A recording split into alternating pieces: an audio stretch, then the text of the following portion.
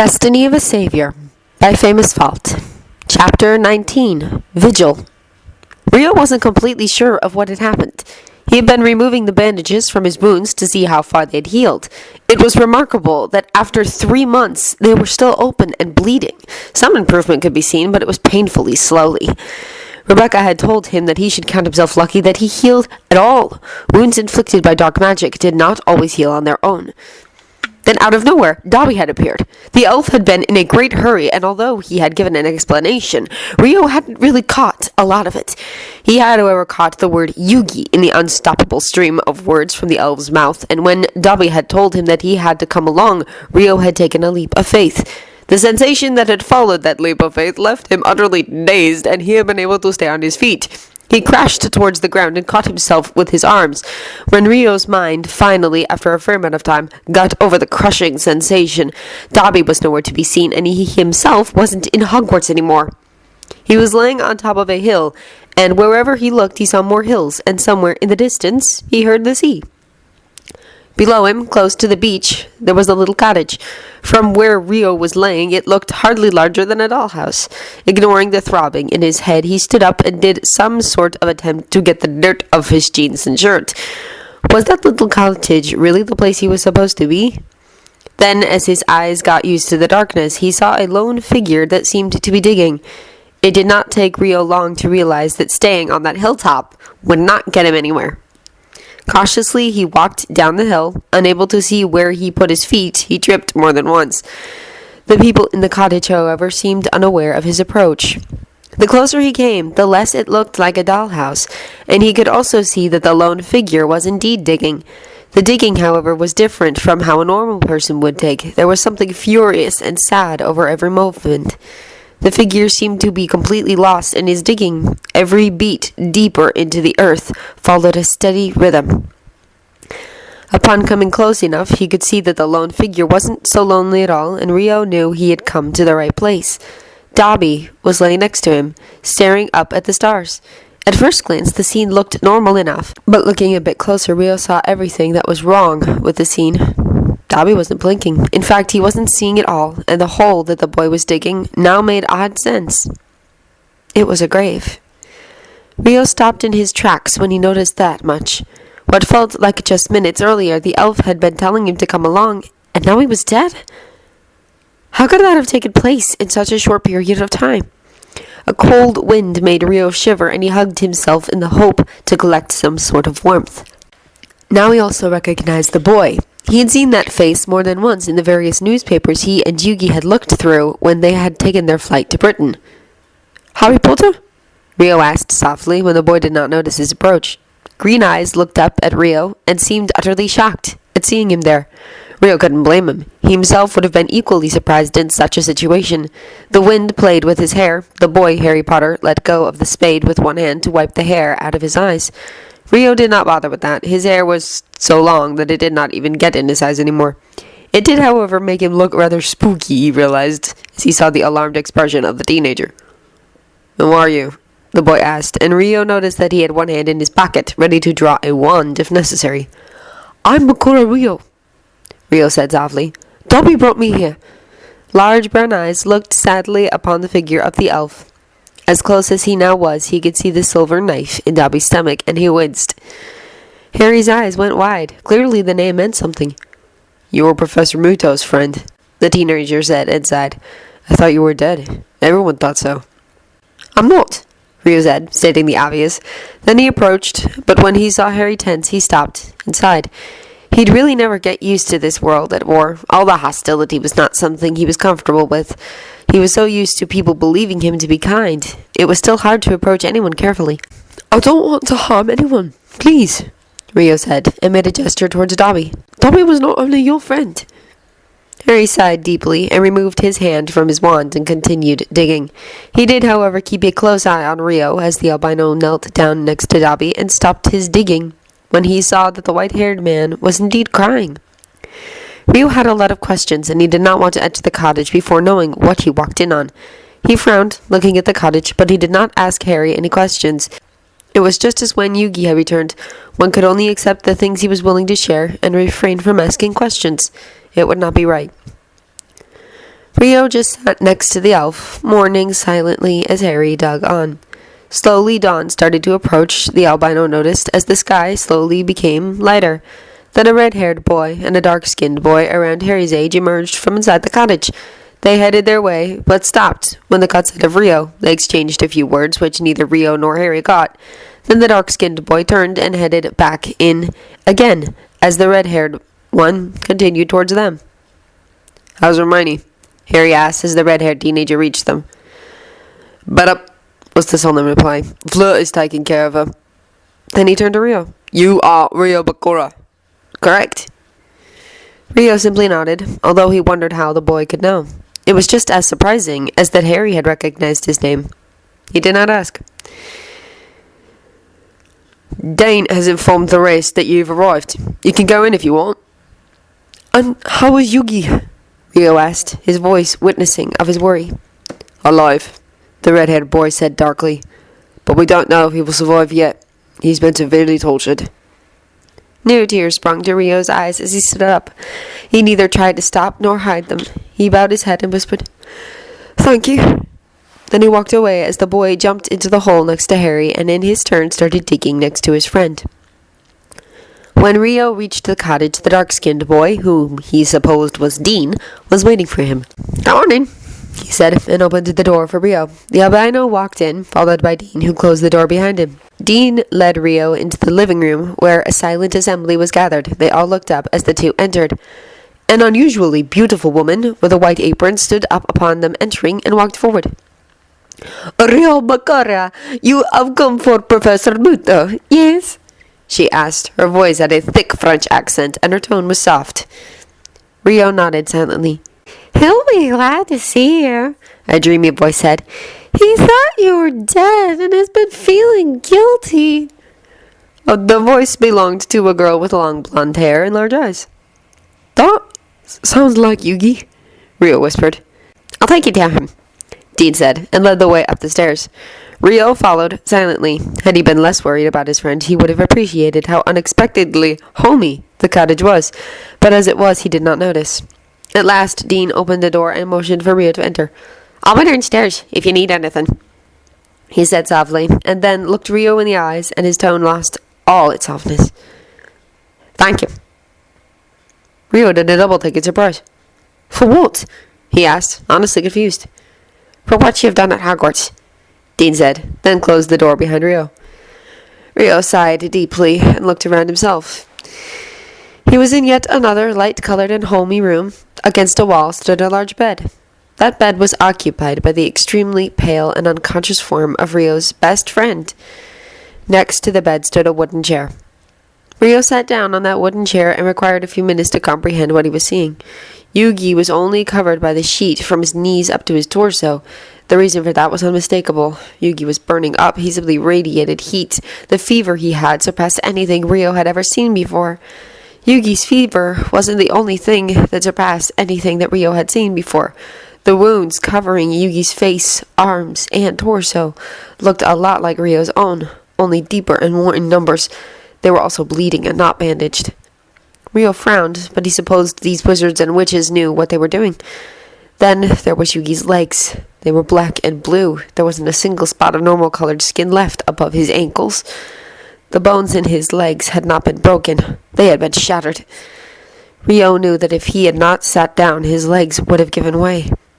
It was awful. How could anyone have done that to Yugi? His friend looked more dead than alive, and although Rio really wanted to have unwavering faith in the possibility that Yugi would recover, he couldn't. How could anyone survive something like that? Next to the chair stood a bucket with lukewarm water, and inside the bucket floated a sponge. Rio did the only thing he could, besides trying to find some faith that his friend would survive. He took the sponge and carefully went with it over Yugi's forehead in an attempt to cool him down. He did his very best to avoid the wounds. As he did so, he noticed that something was bothering him. He had at first not noticed it, since he had been far too shocked, but the feeling something was wrong became more and more obvious. Where was the puzzle?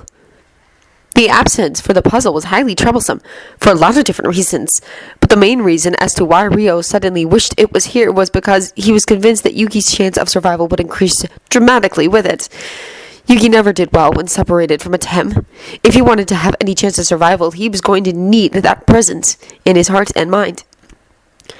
Then the woman entered. She was holding 2 bottles and a saddened expression. Rio looked up and put the sponge back in the bucket. "Here," she said kindly, and handed him the 2 bottles and pointed at the small cup on the bedside table.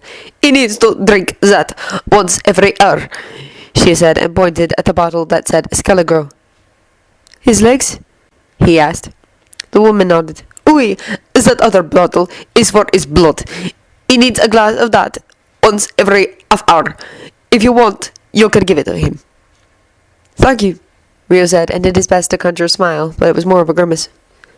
"The puzzle. Have you seen it?" The woman shook her head. "No, all his things are theirs," she said, and pointed at a pile of neatly folded but very dirty clothes.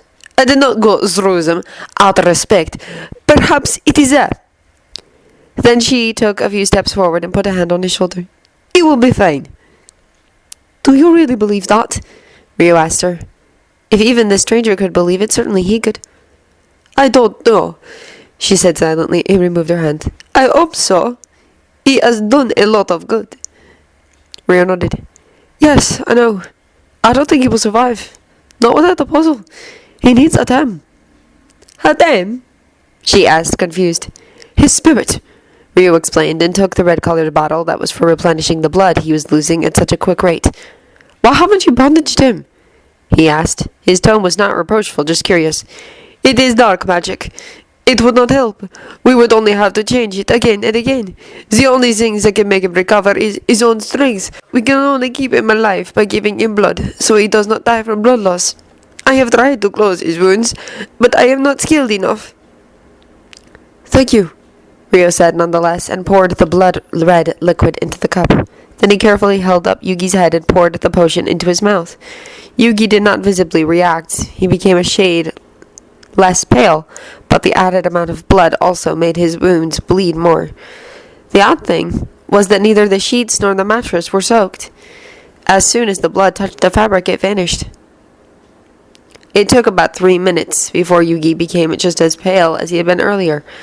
The only sign of life was the slow and weak breathing and the pain on Yugi's face when Rio gave him the Scaligro. With a few further instructions and words of encouragement, the woman, who told him her name was Fleur, left him. Rio did not waste any time. He had a hard time to believe that someone could have failed to notice the puzzle, but nonetheless he wanted to see for himself. Yugi's clothes were just as soaked with blood as Yugi himself was, some of it dried, some of it not. They were also equally ripped. After a quick search, Rio found himself without a puzzle. Then he redid it more carefully. He checked the pockets of Yugi's pants and jacket, even though he knew it was ridiculous. The puzzle would never fit. When he lifted one of Yugi's shoes to put it aside, he felt something move inside it. With a frown, Rio felt around and conjured the little red bag that Yugi clung to as much as the puzzle. Yugi had never told him what was in it. Rio had never asked. But he had always had a suspicion. There was only one thing, or more accurately, things, that Yugi needed to protect at all times. The Millennium items.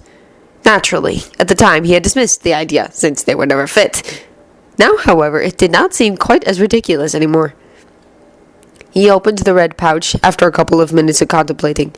He did feel guilty, feeling as an intruder, but to his great surprise, he saw nothing. That included a bottom. He looked at it, astonished, and put 2 fingers in it. Doubtful it would fit any more than that, but to his utter surprise, the opening of the pouch widened until he could put his entire arm in it. The cold feeling of the gold was awfully familiar against his hand. He did not need to see it to know that what he was feeling was indeed the Millennium items. He felt around for the chain of the Millennium puzzle, having his heart skip a beat when he felt the familiar form of the Millennium ring. But nothing happened, and at last he felt the iron chain that was attached to the puzzle. A second later, Rio was faced with the artifact that contained the soul of the pharaoh. He closed the pouch with a shiver and marveled at the oddity of it.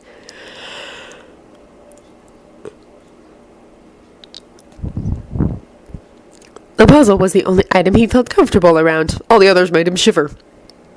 Relieved at having found it, he walked back to the wooden chair and put the puzzle next to Yugi on the bed before gently slipping the chain around his neck.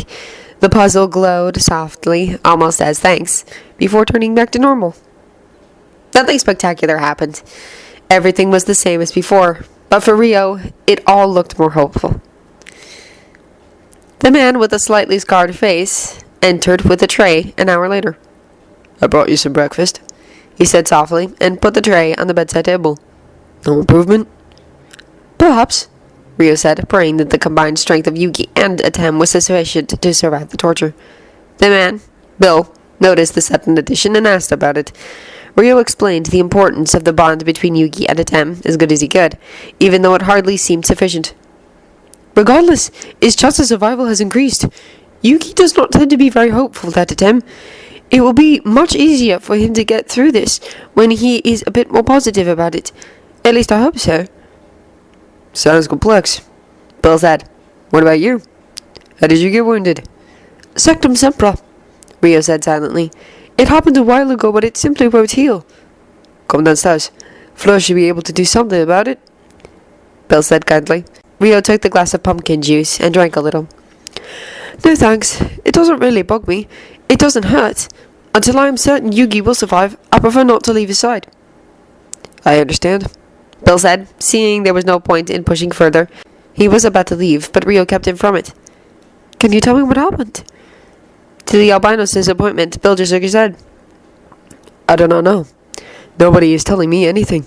I know as much as you do, but it certainly wasn't pleasant." "Are there more injured people?" Rio asked, concerned. "Dobby died, and Yugi—" Rio's voice faltered.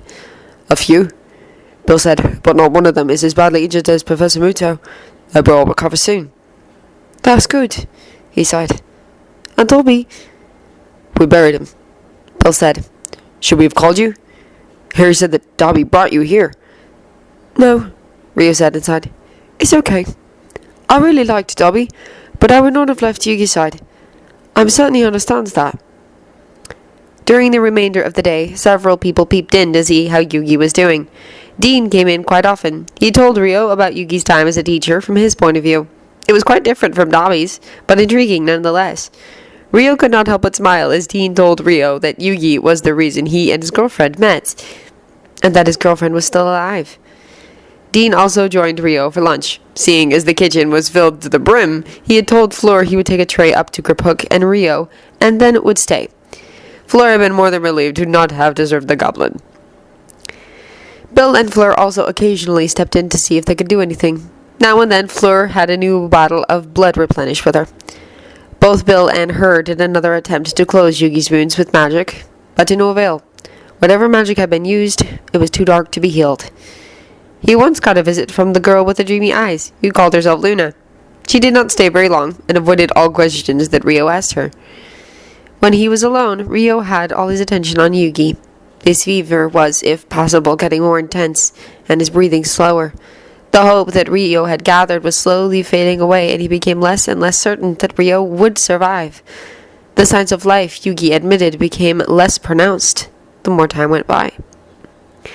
At around 11 o'clock in the evening, Dean entered again, informing Rio of the actual time. Rio himself had completely lost track of it and realized that he had been awake for approximately 40 hours. No wonder he was too tired to think clearly. Dean had carried in a mattress, which he tossed casually on the ground. "Go to sleep. I'll keep watch." When he saw Rio's hesitant expression, he said, "Trust me, I'll wake you if anything happens." The albino hesitated a couple of seconds more before nodding and laying down on the mattress. The only thing he bothered taking off was his shoes. In 5 minutes, he was fast asleep. When Rio awoke, late in the morning the day after, it was Harry who was sitting on the place where Rio had left Dean. Harry was deep in thought and did not notice that Rio had woken up.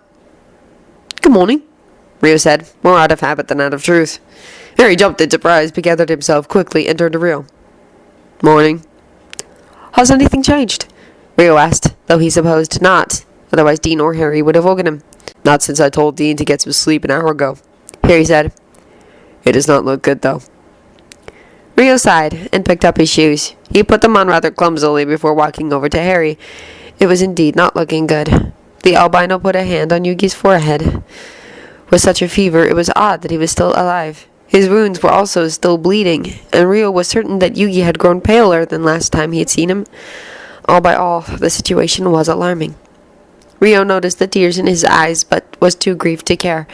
His best friend was dying, so he would cry. Harry noticed it, but did comment. Is there really nothing to be done? Rio asked. Is there really no counter magic for all this?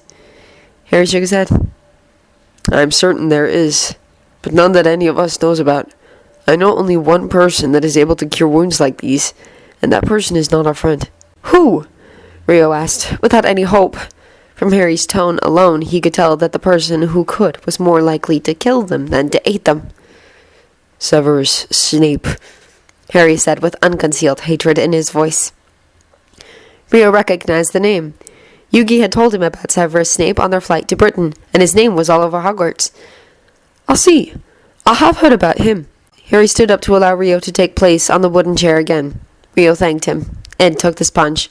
Someone had recently refilled the bucket, and the water was still lukewarm, cooling but not too cold. He dipped the sponge and carefully traced it over Yugi's face and chest, hoping to subdue the fever, somehow. When he put the sponge back, he was forced to wipe his tears away, as they were robbing him of his eyesight. He put on a stubborn face and crossed his arms, doing a half-hearted effort to stop them. He did not know it himself, but he looked rather like a beaten pup. It awoke Harry's compassion. How long have you known him? Rio looked up, startled. He did some quick calculations in his head. A little over 10 years, he answered. He's the only friend I have left. But he left you, Harry said. He did, Rio confirmed. But he is Yugi. He may leave, but he always comes back. One just needs the patience to wait for him. He left his old life behind him in order to hunt a Death Eater and was introduced to the Wizarding World. Then he left the Wizarding World and returned to all those old memories, Domino, the comic game shop, and me. But you see, since Yugi always returns, it was only a question of time before he left again, to return to whatever he left behind. This time, however, I was lucky enough to tag along. Lucky? Harry repeated skeptically, looking at Rio's wounds and tears. Yes, lucky, Rio said once again. It would be hard to explain, but this is better. I cannot stand to yet again not know what he's up to. He missed your world. I could tell as much, both he and them. I could only pray that he would tell me what it was he was missing before he left again. Luckily he did, and when I told him I would come along, he did not protest. Rio dipped the sponge yet again. It was the only thing he could actually do for Yugi, and that frustrated him. I would have, Harry said. I would never drag a friend into a war like this, when they have the possibility to stay out of it. Normally, Yugi would have too. He tended to always tell us that it was something he had to do on his own. He felt guilty for putting us in danger so often. His guilt was not ungrounded. All the dangers we, or more accurately they, ran across was because a term was targeted. They did, however, always ignore Yugi. They? Harry asked. I thought you were with them too. I was, in a way. It was on more than one occasion that it was me they were fighting, Rio said with a slightly disturbed frown. What? Harry said, confused. You see, Yugi wasn't the only one possessed. So was I. Harry's eyes went wide and fearful. By who? A parasite created by an eons-old demon named Zork. Don't look so alarmed, he's gone. Atem beat him, and I am free. I owe him a lot. My relation to my possessor was not quite the same as the one those two share. Rio attempted to smile, but it didn't really work.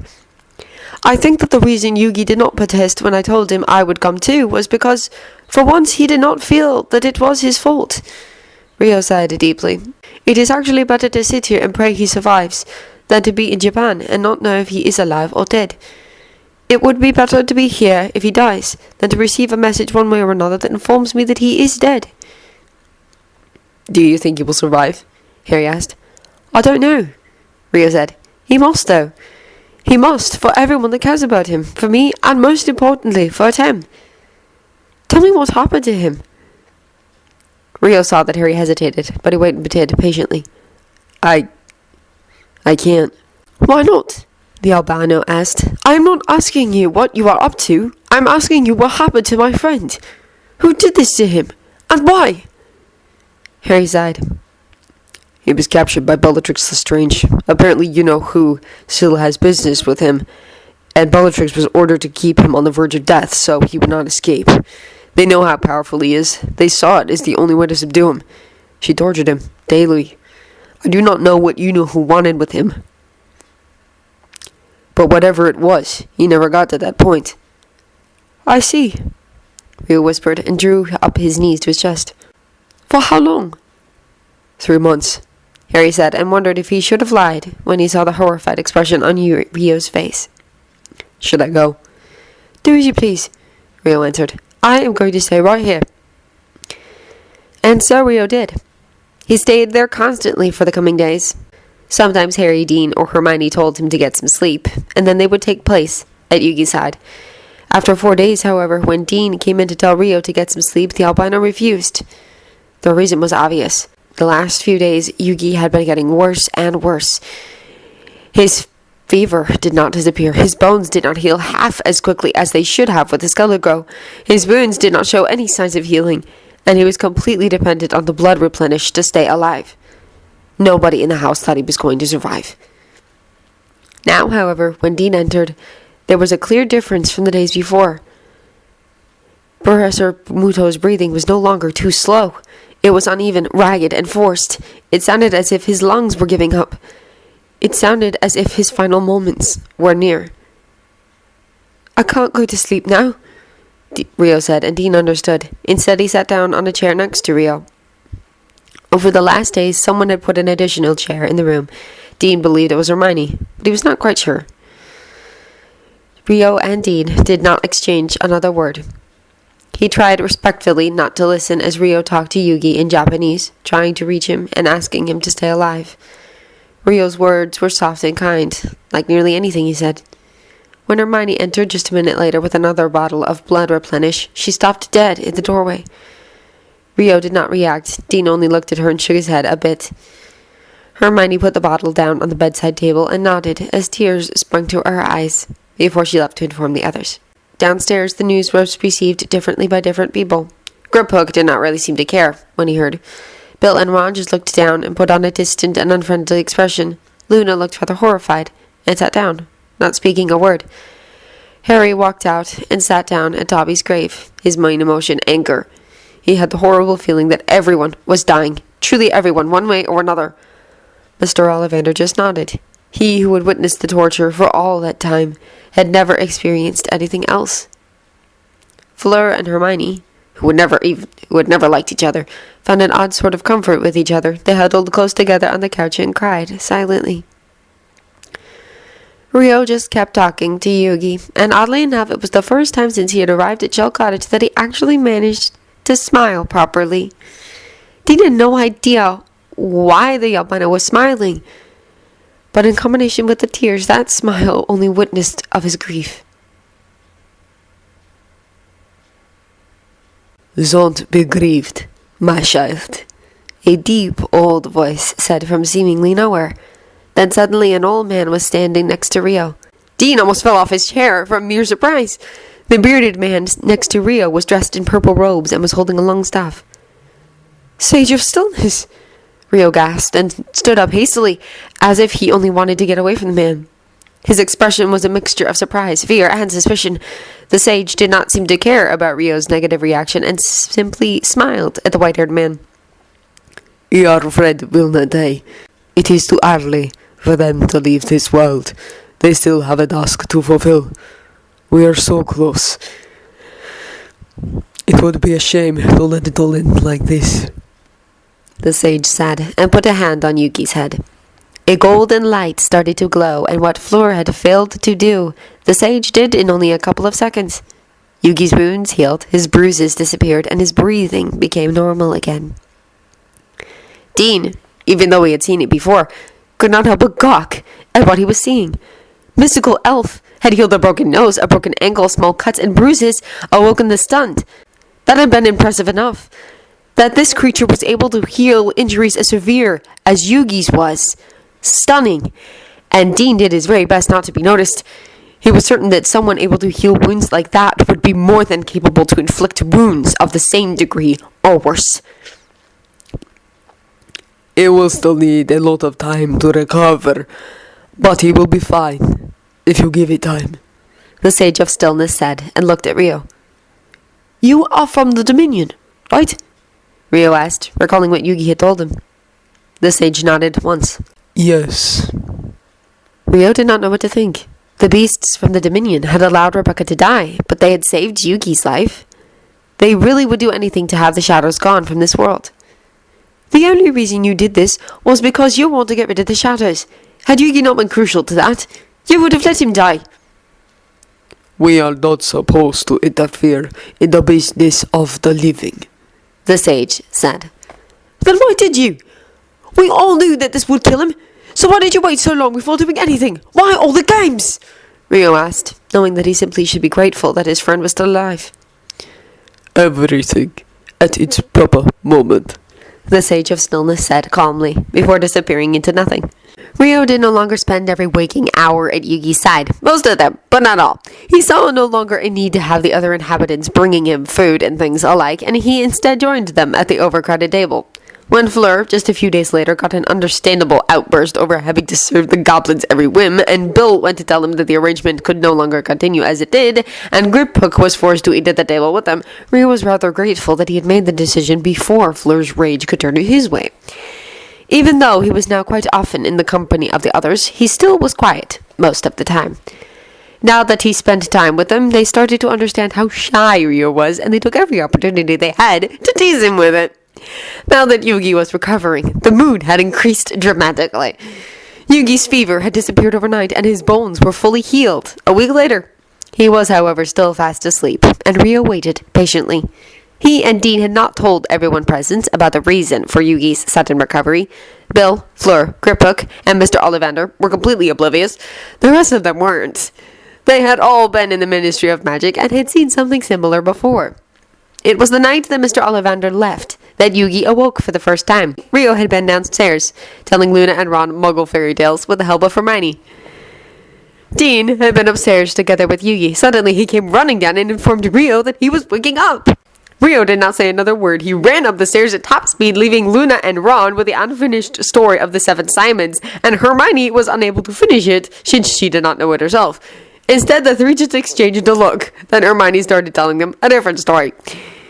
Rio reached Yugi's room in a matter of seconds. The Japanese was indeed stirring, waking up slowly. Yugi!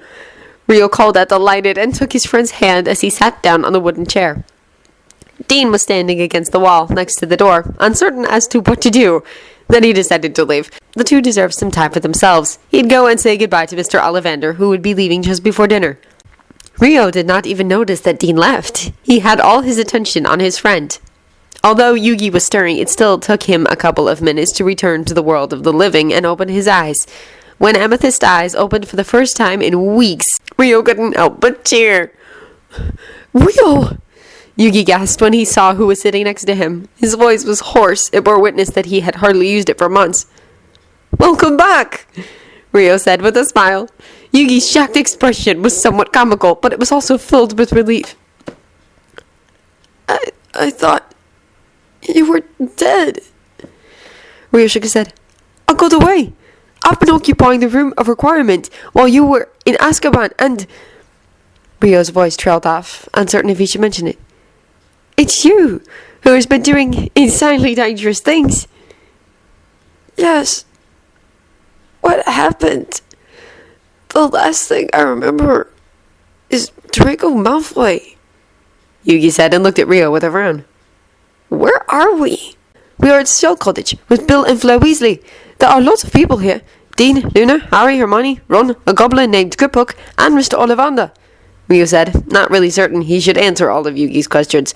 Perhaps it was a little early to tell him that he would have died had it not been for the Sage of Stillness. That's good. It means everyone survived, right?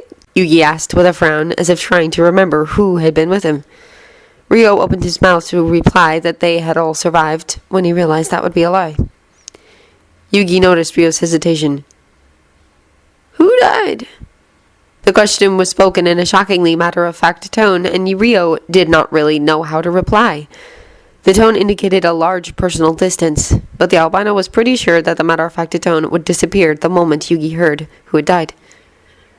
Just tell me, Rio. Dobby, Rio whispered. Yugi did not react immediately. He took a few minutes before processing the information. What happened? I don't know, the white-haired man said, and shook his head. He came to get me, telling he had found you. He dropped me in the hills surrounding this place and left. When I arrived here a few minutes later, he was dead. If you want to know who did it, you'll have to ask Harry. No, it's okay, Yugi said, and did an attempt to sit up. It did not really go well. I'm probably better off not knowing. What happened to my legs? I have hardly any strength in them. The bones in your legs were completely shattered. They healed you. But since it has been such a long time since you used them, I imagine that they simply lost their strength due to that, Ryo explained and helped Yugi into a sitting position when the Japanese failed once again. Thank you, Yugi asked and then looked down his body. He frowned, troubled. But I was seriously injured.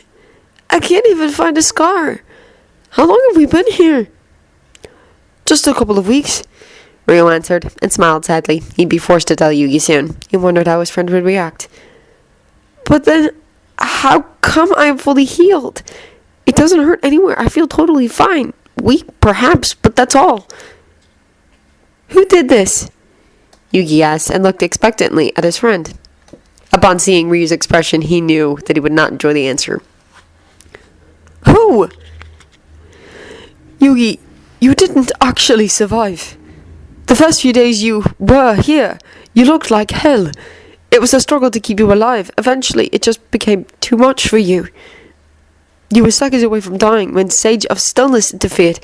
It healed you, saved your life, Ryo explained and waited for Yugi's reaction. The expression on Yugi's face was blank, then slowly it became more and more horrified. He did, however, not speak a word. At least not to Ryo. After Yugi got over his first shock, he spaced out, and Ryo knew that the conversation that Yugi was currently holding was one Ryo could not be part of. Ryo stood up and walked over to the door. I'll get you something to eat. You haven't actually eaten anything substantial the time you've been here. They've probably just started dinner. I'll get you something. No! Yugi protested, snapping back to attention. I feel like actually doing something. I've been lying down for months. Can't we just join them? Ryo hesitated for a second, trying to figure out if it would be possible. He could, however, not find a reason as to why not. Yugi was sitting fine, and Ryo could help him walk, if that was required. And besides, he could not stay there forever. Sure. Just put on some clothes. Flo mended them. He handed Yugi the pile of clothes and tactfully turned away as his friend addressed. Every now and then a curse came from Yugi, indicating that not everything went smoothly. When Yugi was done, he attempted to stand up, but his legs gave way, and Ryo was just quick enough to catch him. He put one arm around Yugi back and under his shoulder, and Yugi put his other arm around Ryo's neck for support. I won't be running anytime soon, Yugi stated with a bothered smile. Be glad you're still breathing, Ryo muttered uncharacteristically. Sorry, Yugi whispered. I did not mean to worry you. Never mind, Ryo said with a smile. In the end, I'm just glad you did survive. Slowly, they made their way downstairs. They had nearly reached the bottom when someone knocked on the front door of the cottage. They could not see the door, but Ryo and Yugi exchanged a glance nonetheless. It was probably better if they waited here until they were certain that whoever had found the cottage was friend and not foe. After all, this was the place where Harry Potter was staying. Who is it? They heard Bill call out to the door. It is I, Remus John Lupin. I am a werewolf married to Nymphadora Tonks, and you, the secret keeper of Shell Cottage, told me the address and made me come in an emergency, a voice said. Ryo vaguely recognized it, but could not place it. Then they heard the door being opened and the sound of footsteps. Then there was a second of silence. It's a boy! We've named him Ted, after Dora's father! The newcomer yelled aloud. Ryo and Yugi exchanged a glance, both smiling. It had not been the thing they had both been thinking of when someone had knocked on the door. It was a positive surprise. Carefully, they continued their journey down the stairs. What? Tonks! Tonks has had the baby! Someone, probably Ron, said from the kitchen. Ryo's smile grew, and he carefully helped Yugi down the last steps. Yes! Yes! She's had the baby! The man called Lupin shouted. From the kitchen came cries of delight, sighs of relief. Hermione and Fleur both squealed. Congratulations! And Ron said, blow me a baby! As if he had never heard of such a thing before. Yugi and Rio both chuckled lovely. It was the happiest scene both of them had witnessed for a very, very long time. Yes, yes, a boy, Lupin said again. You be godfather? Me? A voice Rio recognized as Harry's stammered. You, yes, of course. No, I quite agree. It's no one better. Yeah, blimey, Harry said as Yugi and Rio at last found their way into the kitchen. They were both still laughing silently, and the sound drew attention to them when they came through the door. Everyone turned to face them. Professor Marto! Dean called out, delighted. Congratulations, Yugi said hoarsely and looked at the shabby man named Lupin. Lupin started as if he had seen a ghost and went equally pale, almost as pale as Rio. We were told you had been captured by Death Eaters, Lupin stated. A man named Arrow came with that information. He's alive? Yugi asked, relieved. What about the rest of them? Lupin just shook his head. I must however say that I am impressed. Only someone very brave would have ventured into Azkaban. Bill stood up and relieved Rio of Yugi. Rio gave Bill the weight of his friend gratefully and noticed, disappointed, that his wounds had opened again. Why did dark magic take so long to heal? Then Bill helped Yugi to a chair. I promised someone I would, so I did. Who? Hermione asked curiously. Cole Clancy, Yugi answered. His friends had been taken to Azkaban, and I promised him I'd save them, even if that meant going to Azkaban. And you call me a saint, Rio commented in Japanese. Yugi simply smiled. Congratulations, the albino then said in his turn, turning to Lupin. Let's get some wine, shall we? Bill said with a smile. I can't stay long. I must get back, Lupin said, beaming around at them all. Thank you, Bill. Bill had soon filled all their goblets. They stood up for toasts, all except Yugi, who was undoubtedly excused. To Teddy Remus Lupin, Lupin said. A great wizard in the making. Oh, does he look like? Fleur inquired. I think he looks like Dora, but she thinks he's like me. Not much hair. It looked black when he was born, but I swear it's turned to ginger in the hour since. Probably blonde by the time I get back. Andromeda says Tonk's hair started changing colour the day she was born. He drained his goblet. Oh, go on then, just one more, he added, beaming as Bill made to fill it again. Then Lupin turned to Dean. Tracy told me to give you a message, just in case I would come across you. Dean perked up even more. Really? That's great. Tell me. It is not nice to make someone worry like that, Lupin said with a smile. She and your family have been worried sick. She's been staying with Dora and me. She's completely fine, he added, foregoing the question. Then Lupin turned to Yugi. That zombie you sent with us saved her life. Greyback would have killed her had it not been for him. He also brought her to us after she'd recovered. I take it he has not lived, has he? Yugi asked, quite happy he could have been of use. No, he just stands in a corner all the time. It's rather creepy, actually, Lupin said with a grimace and shuddered. Yugi sighed. It was to be expected that other people would find the shadow creatures a tad scary. Nonetheless, they were the best protection they could get. Sounds like him, was all Yugi said. Rio smiled. Now I really must get back, Lupin added and put his goblet on the table. Goodbye. I'll try and bring some pictures in a few days' time. They'll always so glad to know that I've seen you. He fastened his cloak and made his farewells, hugging the women and grasping hands with the men, still beaming. Professor, Dean said, and also jumped up. Can I come too? But of course, I was expecting you to ask that. Dean smiled and quickly ran upstairs to gather his things and took out his traveling cloak. He too said his goodbyes, saying goodbye to Rio and Yugi just as warmly as to the rest. As he and Lupin were about to leave, a voice spoke up. It was a voice Rio, nor anyone else present, had heard for a very, very long time. It was dark and surprisingly well, considering the amount of time it had not been used. Rio supposed that it was one of the few advantages of not really being alive. One last thing, Mr. Thomas, the voice said, and the man sitting on the chair was no longer Yugimoto. Ahem! Dean said, surprised. Fleur, who had started to clear the table, dropped the plate she was holding when she sensed the sudden change. Rio was used to the dark presence of the former pharaoh. That sudden flash of darkness that went through one's body when Yugi switched places with the town was one he was so familiar with that he did not react on it. For a few seconds, she had a hard time catching her breath, and Bill hurried up to help her in any way he could. When Fleur had somewhat recovered, she turned towards Atem, still bended over with a horrified expression on her face. "What are you?" she asked, her tone matching her expression. Atem lost his calm expression at those words and looked understandably shocked. He froze on the spot. Rio tried to catch his eye, but it didn't really work. People, although able to sense the darkness around Atem and Yugi, were normally not able to sense when they switched. Rio did, mostly due to his own experience with possession, but this was one of the first times that someone that didn't have a Millennium item could tell like that. For a few seconds, Rio did not know what to do. Atem, who was sitting as still as he could, as to not to alarm Fleur further, had a troubled expression on his face. He knew that he was dark, very much so. But to have it put in front of one like that was unpleasant. Rio turned to Fleur and grabbed her shoulders, forcing her upright. "Fleur, focus on me! Focus!" He shook her a bit. "You have to focus elsewhere. Don't keep fighting that darkness, otherwise you could hurt yourself. Focus!"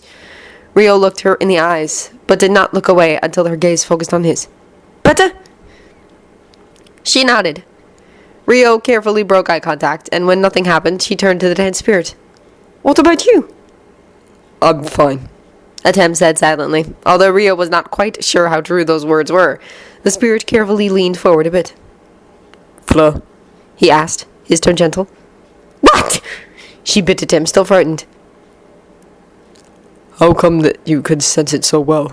People don't normally react so strong. Do you know why you could feel it? He asked her, keeping his tone level. "I don't know!" she yelled. "Fleur, stop fighting it! You could harm yourself!" Rio said. "Let it flow through you. Don't try to stop it. Just allow them to pass through you. You're not strong enough to fight them off. You are part Vila. Isn't that true?" Lupin said, entering the conversation. "A quarter, yes," Fleur said, panting heavily. Then she looked at Rio. "I don't want to. It feels so..." She shuddered. I mean no harm. Atem said, still trying to speak gently, but his tone was heavy. He was trying to suppress the darkness flowing off him, but couldn't. "How could something so dark not mean harm?" She spat and cringed again. Atem closed his eyes and looked away, hurt. Then, in Atem's place, Yugi was sitting again with an expression of horror that matched Fleur's. Fleur let out a breath of relief before standing up straight again, leaving everyone a bit shaken, but all right. "Atem says he's sorry," Yugi whispered hoarsely. "What a horrible creature that is!" Fleur said with narrow eyes. "He is not!" Yugi protested, sounding a lot like a little child when saying so. "It's not his fault," Ryu explained. "He can't help the darkness he is radiating. It is not something he does voluntarily. Magical creatures tend to be more sensitive to things like that than regular wizards and witches," Lupin explained. "That you are partly Vila might make you more sensitive to things like this. Have you ever experienced something unlike before, that you sensed something nobody else could?" "Of course not, Fleur started to protest, but then something dawned on her. "It does. Sometimes. But I thought it was my imagination. But it was so strong, you must have felt it too." She looked at the rest of the people present. "People normally don't. The spiritual awareness of wizards and witches isn't usually very large, smaller even than that of muggles. The difference is that muggles will dismiss is as a trick of the mind, while wizards and witches will accept what they feel as fact. The chance, however, that they feel something is reduced," Rio explained. "How do you know that?" Yugi asked, surprised, and looked at Rio with a frown. "I've been reading textbooks," Rio answered, and put a hand on the back of his head before smiling. Then he turned back to Fleur. "I sense it very well. Probably as well as you did. I have, however, learned how to deal with it. But if you fight it, one might exhaust oneself spiritually and collapse. If you can let your subconscious accept that the darkness Atem radiates isn't dangerous, it will just flow past you and it won't bother you at all." "But how could one accept that it is not dangerous? It is so dark," she protested. "I know Atem," Rio said simply. Fleur crossed her arms and did not reply. Grumpily, she started to clear the table again. Hermione and Luna started helping her. "We have got to leave," Lupin said after a while of silence. "Yes, of course," Bill said, and followed after Lupin into the hallway together with Harry as Dean stood up to follow. The Gryffindor looked at Yugi. "I suppose you can wait," He says thank you, Yugi said with a smile, though he won't tell me why. I think I already know, Dean said with a smile of his own, before closing the kitchen door behind him.